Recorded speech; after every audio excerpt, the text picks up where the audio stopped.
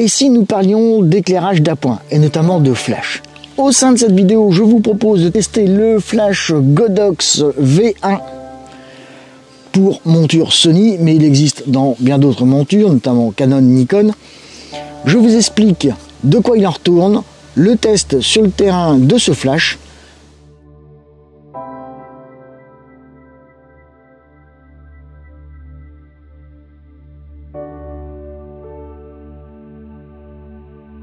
Bienvenue à tous et à toutes qui rejoignez la chaîne YouTube La Nature en Images.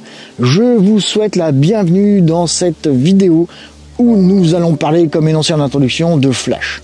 Alors, pour celles et ceux qui sont habitués à la chaîne YouTube, vous savez que je suis un petit peu allergique à tout ce qui est éclairage d'appoint et notamment en flash, surtout en macrophotographie. Pour moi, rien ne vaut la lumière naturelle. Ceci dit, je me suis laissé tenter par l'acquisition de ce flash Godox modèle V1. Alors, bien entendu, il est adapté à mon Sony, et ce n'est pas parce que je suis réfractaire aux éclairages d'appoint qu'il ne faut pas tester de nouvelles fonctionnalités et de nouveaux systèmes de flash. En ce sens, le flash Godox modèle V1, je me suis laissé tenter parce que je me suis dit que quelque part, vu le prix, ça méritait qu'on s'y attarde.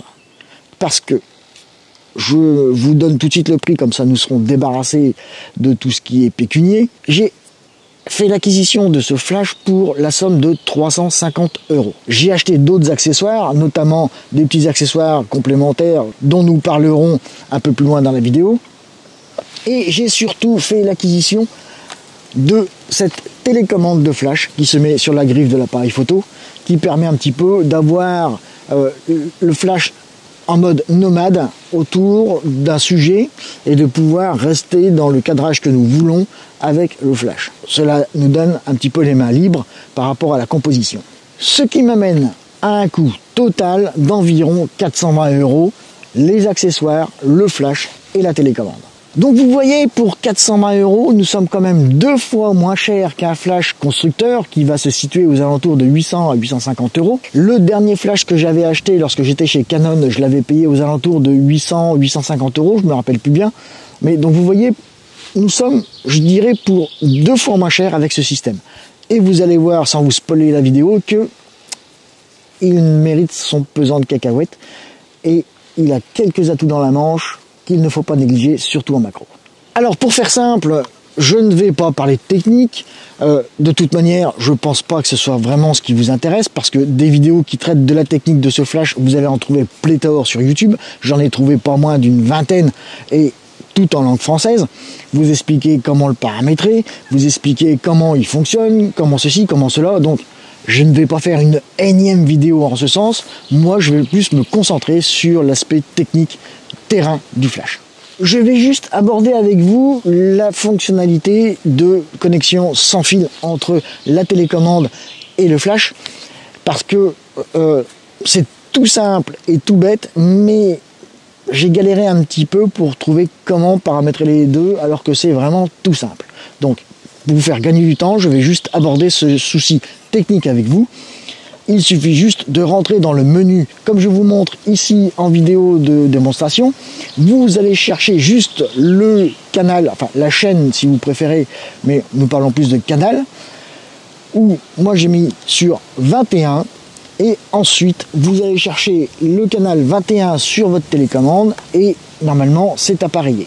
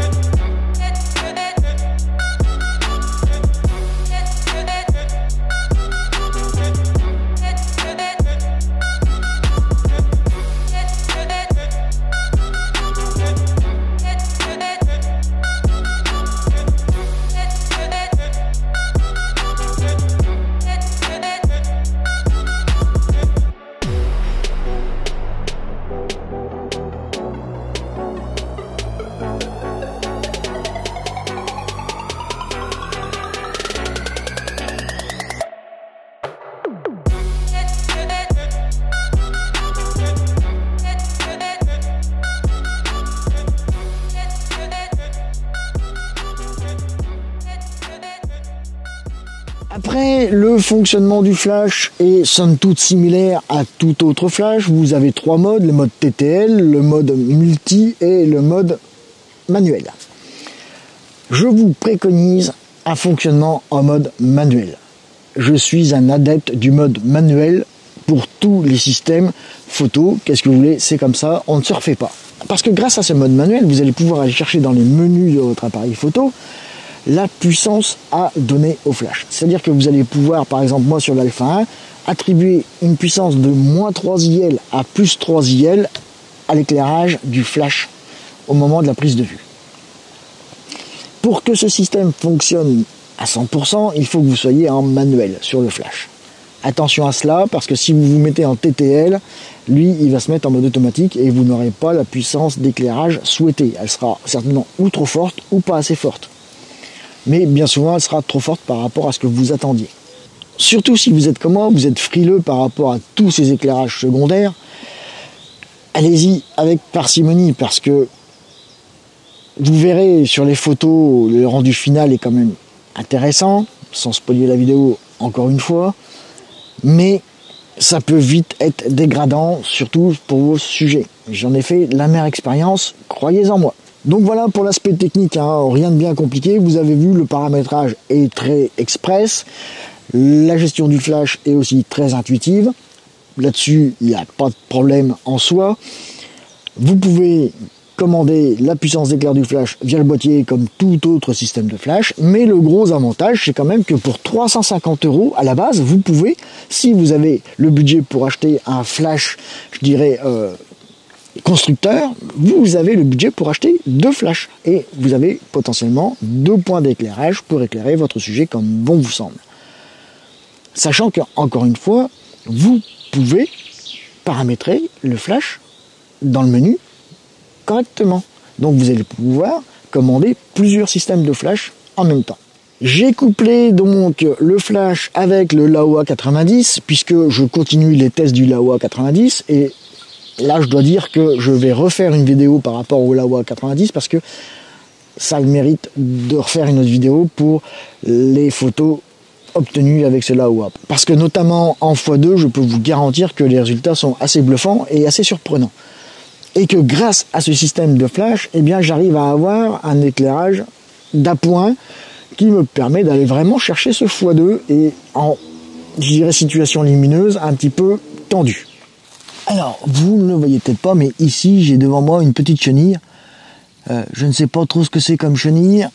Je n'ai pas mon guide de la Shoah avec moi pour pouvoir l'identifier correctement. Mais je vais quand même essayer de lui tirer le portrait avec et sans flash. Enfin, plus exactement sans flash et avec flash pour voir un petit peu le rendu final.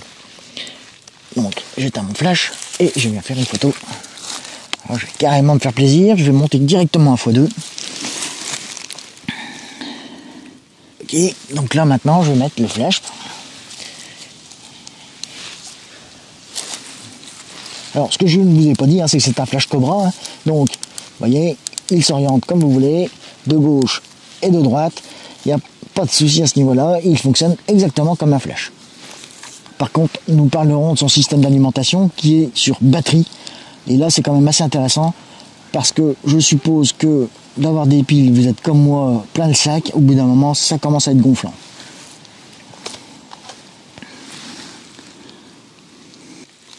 Alors, voilà, première série de photos, donc avec et sans flash. Vous avez la chance, vous, de voir le résultat final. Comme d'habitude, il faudra que j'attende d'être à la maison pour voir un petit peu ce résultat final. Vous avez pu constater que j'ai une petite boule ici, qui est un diffuseur, évidemment. Le gros avantage, vous voyez, c'est que le système, en fait, c'est des aimants.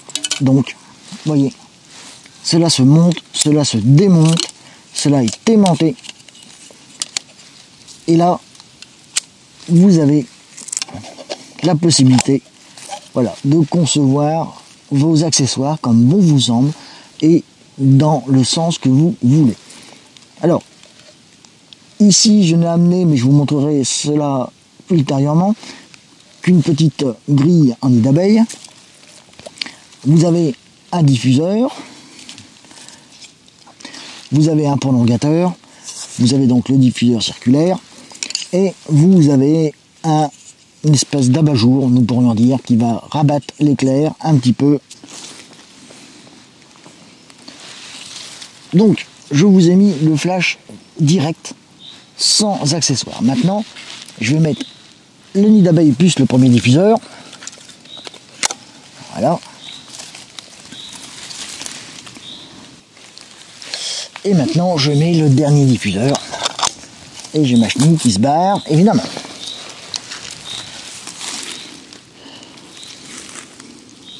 Donc vous voyez un petit peu différents accessoires et l'impact réel sur vos photos en direct. Sachant que je n'ai absolument pas changé la puissance du flash pour l'instant. Maintenant, nous allons un petit peu chercher un autre sujet et continuer le test de ce flash sur le terrain.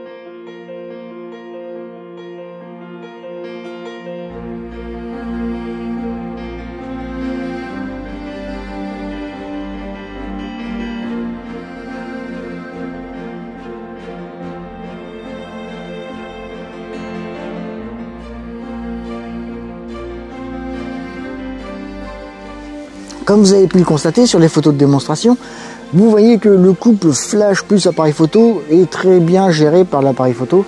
Il faut juste trouver le bon débit de lumière au moment du flash, si je peux m'exprimer ainsi.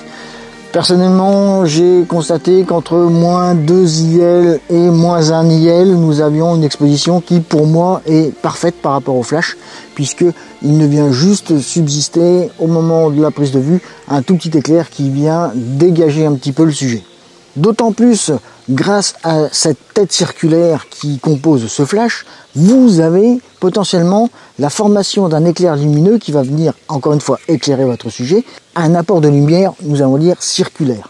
Et dans ce cadre, puisque l'apport de lumière est circulaire, dans la pupille de vos sujets, que ce soit papillons ou insectes, comme vous avez pu le constater sur les petits insectes que j'ai pris en photo, cet éclair est donc de forme circulaire et semble beaucoup plus naturel qu'un flash Cobra traditionnel, avec sa tête rectangulaire. Comme je vous l'ai énoncé tout à l'heure, nous allons parler maintenant de la source d'alimentation et je vous ai un petit peu spoilé le truc puisque je vous ai parlé d'une batterie. Alors, vous pouvez constater que la batterie n'est absolument pas visible depuis ici lorsque vous regardez le flash.